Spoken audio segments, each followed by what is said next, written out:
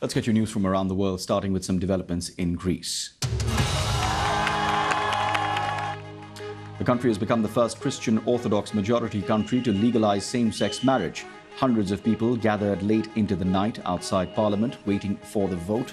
The Greek Prime Minister, Kyriakos Mitsotakis, said the new law would, quote, boldly abolish a serious inequality.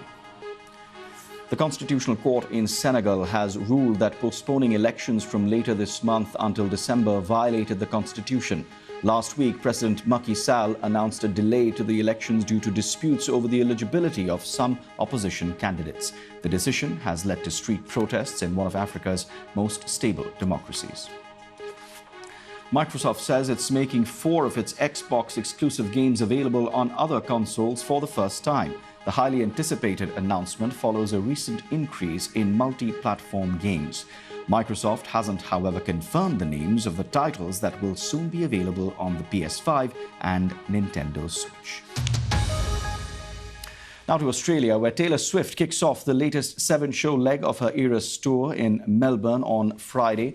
Analysts say that this 2024 tour will likely surpass the $1 billion mark in March, having already grossed more than $1 billion in 2023, making it the most lucrative in music history. Finally, Sir Paul McCartney has been reunited with his bass guitar after more than 50 years after it went missing.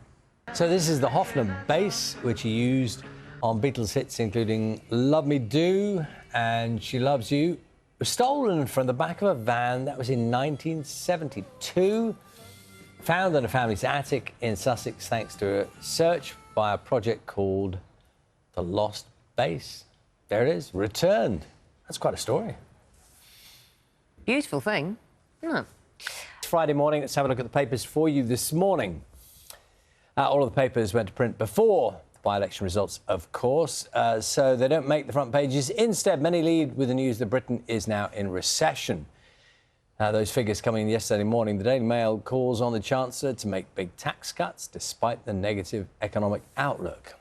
Now, Rishi Sunak has been warned against launching a fresh austerity drive. That's the report in The Guardian, which adds that Treasury sources say the Chancellor, Jeremy Hunt, is considering a fresh squeeze on public spending to finance pre-election tax reductions. Let's have a look at the Telegraph reporting Mr Hunt has shelved plans for a 2p cut to income tax in next month's budget after the news of the recession. The paper says Chancellor will now have less money to spend than he expected. And the Express is leading with news that the energy supplier British Gas has reported record profits this week. We brought you those yesterday during the programme. The paper quotes a senior government official saying that the money could be used to cut customer bills immediately.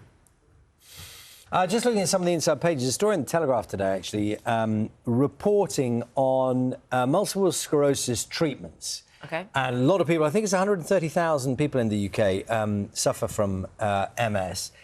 And there is a doctor, Dr Antonio Barbera, who is a keen ping-pong player, was diagnosed with MS himself in 2016. And he has started doing research on whether ping-pong can make your symptoms less bad. So you play more ping-pong, and he's been doing a lot of research on this. He's saying that playing ping-pong could revolutionise MS treatment. And what's the reason behind that?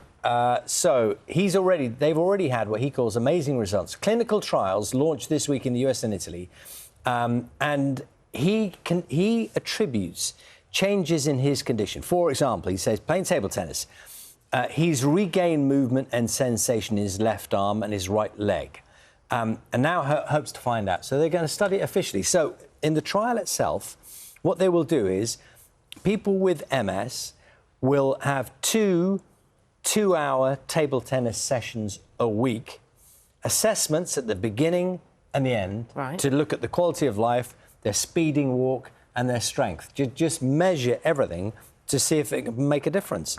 So it's just kind of getting the muscles moving again and coordination and reaction times as well. Well, the doctor who's putting forward this research, Dr Barbera, is a former gynaecologist himself, so he's a medic. Yeah. And he's just said, it's happened to me. I've watched the change. And lo and behold, they're trying to work out whether it could work for other people. Interesting. Good. Got to try stuff.